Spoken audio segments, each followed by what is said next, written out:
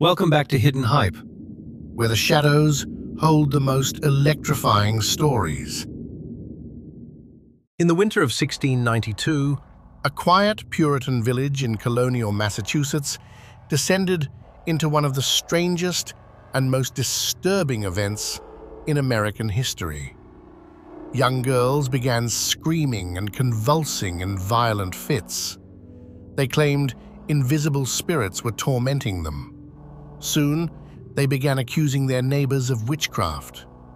What followed was a wave of fear that spread through the entire town of Salem. Friends accused friends, families turned against one another, and before the panic ended, 20 people would be executed for a crime that may never have existed. This is the true story of the Salem Witch Trials. Salem Village in the late 1600s was a small and deeply religious community on the edge of the American frontier.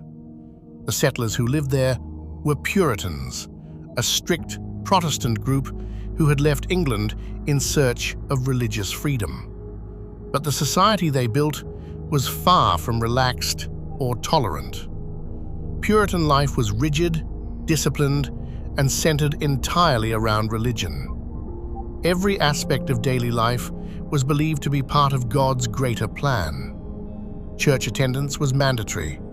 Moral rules were strictly enforced, and anyone who challenged religious authority could quickly become an outcast. But the Puritans also believed something else with absolute certainty. They believed the devil was real, not just as a symbol, but as an active force in the world.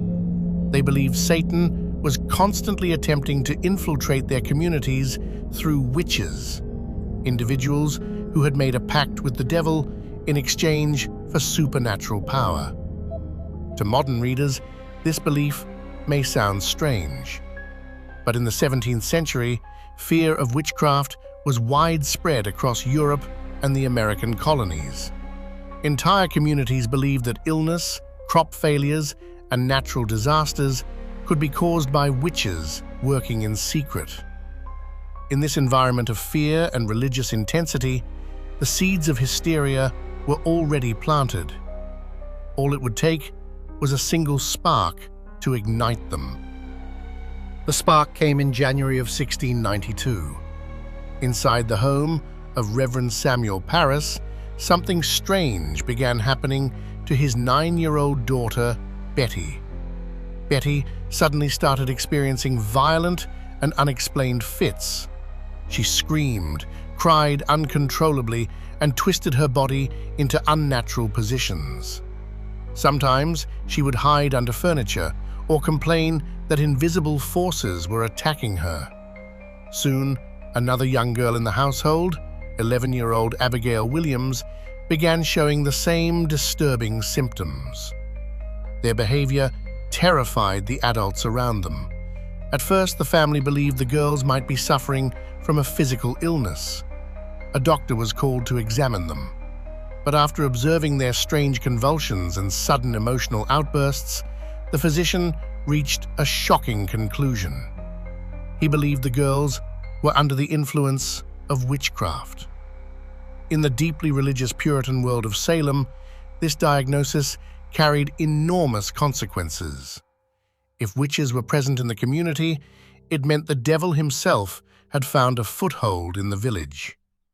Fear began spreading rapidly through Salem, and as the girls continued experiencing their strange fits, people began asking the most dangerous question imaginable: who was responsible? The accusations shocked the entire community. The first person accused was Tituba, an enslaved woman who lived in the Parris household. Tituba came from the Caribbean and was seen by many villagers as an outsider. Rumors quickly spread that she had been practicing strange forms of magic. The second accused woman was Sarah Good, a poor beggar who often wandered from house to house asking for food. She had few friends in the community and was frequently viewed with suspicion. The third woman was Sarah Osborne, who had been involved in a long dispute over property and inheritance. To many people in Salem, these women already seemed different, strange, or untrustworthy. And in a town already primed to fear witchcraft, the accusations quickly gained momentum. The three women were arrested and brought before local magistrates to answer the charges. What happened during those early interrogations would ignite a wave of hysteria unlike anything Salem had ever seen. When the accused women were brought before the court, the entire village crowded into the meeting house to watch the interrogations. Magistrates demanded that the women confess to witchcraft and reveal the names of others working with the devil. Two of the accused, Sarah Good and Sarah Osborne, strongly denied the charges, but Tituba told a very different story. Under intense questioning and pressure, Tituba suddenly confessed to practicing witchcraft. She claimed the devil had appeared to her and forced her to serve him. But the most shocking part of her testimony was yet to come. Tituba told the court that she was not alone. She claimed there were many witches hiding in Salem. According to her confession, these witches were secretly plotting to destroy the Puritan community. The courtroom fell silent as people realized the implication. If Tituba was telling the truth, the entire village could be infiltrated by servants of the devil. The fear that had been quietly growing in Salem suddenly exploded, and the accusations began multiplying almost overnight. Following Tituba's confession, the accusations spread rapidly across Salem and neighboring towns. Young girls began identifying more and more supposed witches. Some claimed they could see the spirits of the accused tormenting them. Others claimed invisible forces were attacking them in the courtroom itself. The strange behavior often intensified whenever the accused person entered the room. The girls would scream, collapse, or fall into violent fits.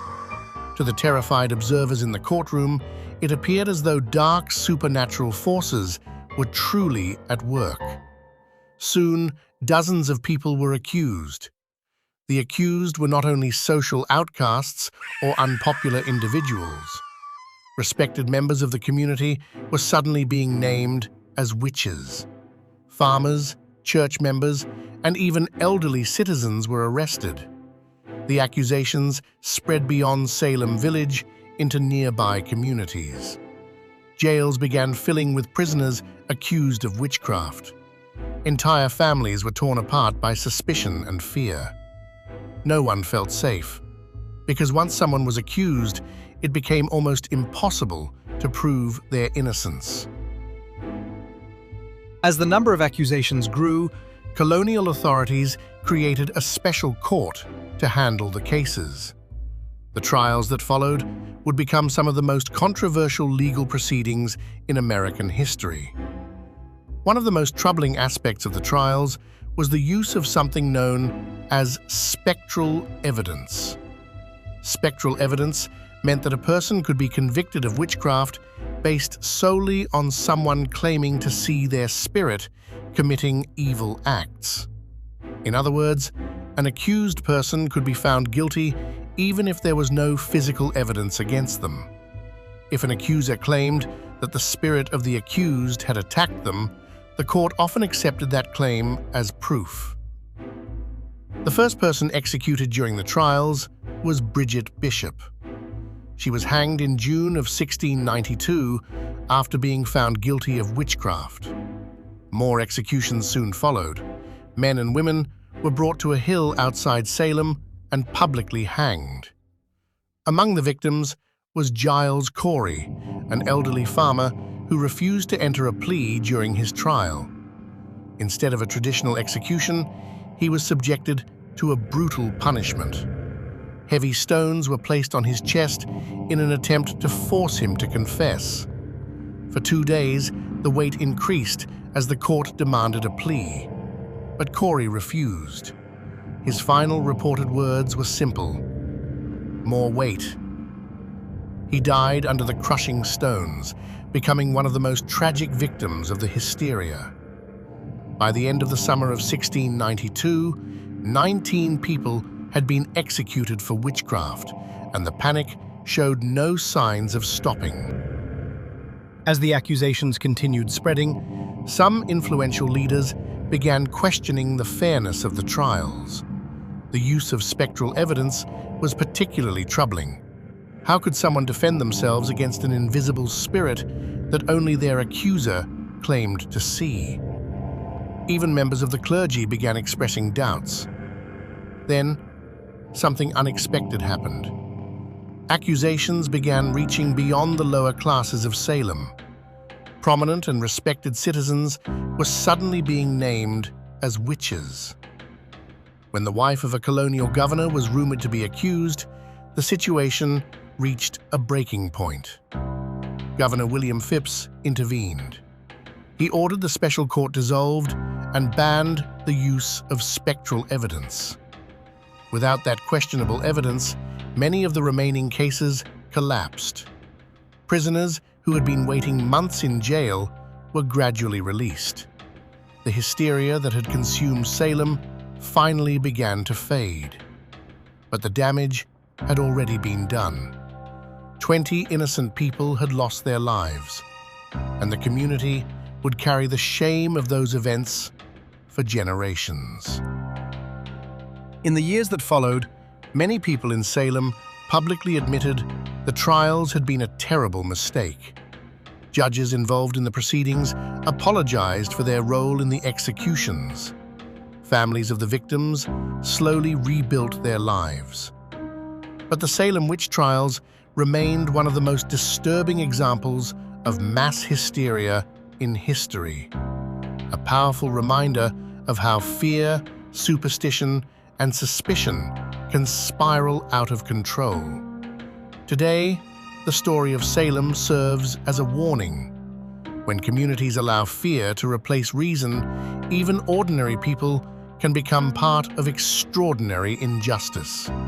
And sometimes, the most dangerous forces in history are not supernatural at all. They are human.